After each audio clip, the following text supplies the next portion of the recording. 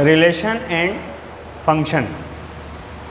थोड़ा इसको आप, मैं ये कहना चाहूँगा, सभी लोग इसको बहुत टेंशन में लेते हैं और मेरा आपसे कहना ये है कि ये सबसे ज़्यादा आसान है।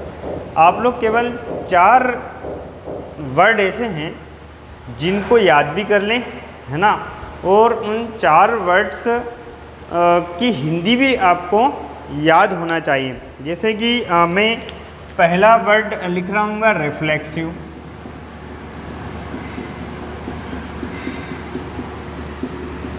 ठीक है। इसको मैं हिंदी में भी लिख देता हूँ सावतुल्य। देखो हिंदी हमारी मदर टंग है, मातृभाषा है, तो डेफिनेट कि कोई व्यक्ति अपनी मातृभाषा में जितने अच्छे से किसी विषय को सीख सकता है, किसी और भाषा में नहीं सीख सकता। सौतुल्य शब्द से हमें पता चलता है कि अपने आप के इक्वल होना, है ना। तो ऐसा रिलेशन जैसे कि उस रिलेशन में कोई सेट ऐसा है, A, A है उस रिलेशन में, है ना। उस रिलेशन में ऐसा सेट है B, B है, उस रिलेशन में C, C है।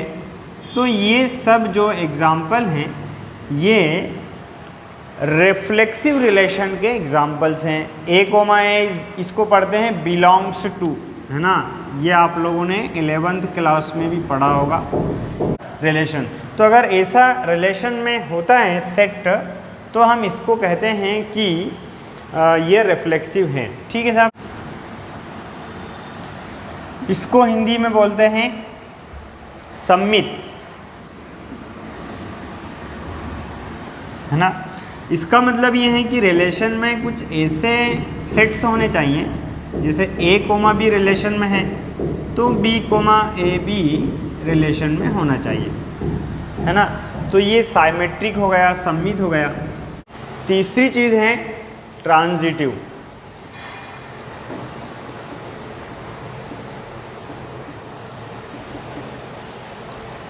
इसका भी हिंदी में नाम आपको मालूम होना चाहिए, इसे संक्रामक बोलते हैं, है ना। तो A, B अगर रिलेशन में है, is belongs to the R, तो इसका कहना ये है ट्रांजिटिव का कि B, C भी उसी ही रिलेशन में होना चाहिए और A, C भी रिलेशन में होना चाहिए। तो ऐसी कंडीशन में हम इसको ट्रांजिटिव बोलते हैं। आप वीडियो को लास्ट तक देखना, नहीं तो जो प्रॉब्लम आपकी है ना रिफ्लेक्सिव, साइमेट्रिक और ट्रांजिटिव को लेके वो एज इट इज़ बनी रहेगी। यहाँ एक पॉइंट बहुत इंपॉर्टेंट है जो मैं बार बार बोल रहा हूँ ना, रिलेशन में होना चाहिए। और ये रिलेशन जो है ना वो हमें गिवन करते हैं और हमें डिटरमाइन करना होता है कि उस रिलेशन में reflexive, symmetric and transitive and एक और वर्ड आएगा इक्विवेलेंस है या नहीं है। ये हमें डिटरमाइन करना होता है, ये हमें बताना होता है। तो मैं एक यहाँ पे एग्जांपल ले रहा हूँ, देखो अब और आसानी से आपको समझ में आएगा। मैंने आपकी बुक का एग्जांपल नंबर 6 पेज नंबर 6 से लिखा हुआ है, जिसमें ये बोल रहे हैं कि आप डिटरमाइन करके बताओ कि जो x, y जिनमें की रिलेशन है x is wife of y, x wife है y की तो डेफिनेटली फीमेल है और ये मेल है ना। y मेल है, x is the wife of y। याद रखिएगा थिंकिंग। अगर आप प्रॉपर सोच नहीं रहे हैं तो डेफिनेटली आपको कोई आइडिया नहीं आएगा कि साइमेट्रिक है, रिफ्लेक्सिव है या ट्रांजिटिव है या इक्विवेलेंस है, आपको कुछ भी आइडिया नहीं आएगा। तो इसलिए मैंने एक ऐसा क्वेश्चन सामने लिया है जिसमें कि कुछ रिश्ते जैसी बात है, तो उसमें आप सोचने पर चूँकि मजबूर होंगे। जैसे मैं यहाँ आपसे बात कर रहा हूँ रिफ्लेक्सिव की, जिसको कि हिंदी में समतुल्य कहते हैं। अब देखिए मैंने एकदम यहाँ लिखा x, is not belongs to R। तो आप लोग कह सकते हैं कि सर क्यों आप ऐसा क्यों कह रहे हैं कि x, not belongs to R relation में नहीं हो सकते। इसलिए नहीं हो सकते क्योंकि x और y में रिलेशन ये है कि x is the wife of y, यहाँ x का वाइफ नहीं हो सकता, तो x can not be wife of x का वाइफ नहीं हो सकता है, तो इसलिए R इज़ नॉट रिफ्लेक्सिव। ठीक है साहब, कैसा नहीं है R, रिफ्लेक्सिव नहीं है। तो ये आपने केस नंबर 1 जान लिया है कि साहब R जो है वो रिफ्लेक्सिव नहीं है, साइमेट्रिक। ठीक है, इसको हिंदी में बोलते हैं सममित। अब मैं यहाँ पर पहले तो लिख रहा हूँगा इसको देख करके कि x is wife of y, बार बार इसको पढ़ रहा हूँ, x is wife of y, है ना। तो x, y तो इसमें हो सकता है रिलेशन में कि साहब x वाइफ है y की, मतलब फिर से वही बात है कि ये तो फीमेल है और ये मेल है। और हमने क्या पढ़ रखा है कि साइमेट्रिक तो जब ही होगा जब y और x भी किस में हो, R में, पर ऐसा हो नहीं सकता।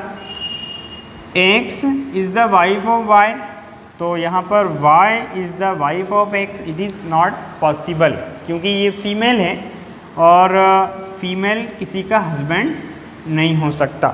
तो इसलिए यहाँ पर मैं लिखूँगा R इज़ नॉट साइमेट्रिक। शायद थोड़ा थोड़ा आपको समझने में आ रहा होगा।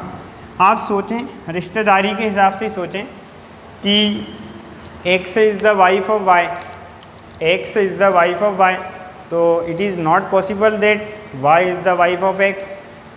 x पत्नी है y की, तो ये संभव नहीं है कि y पत्नी हो x की, सीधी सी बात है ना। तो यहाँ आप सोच रहे हैं और सोचने के आधार पर ही आप आंसर दे पा रहे हैं कि R is not symmetric, R सममित। ट्रांजिटिव में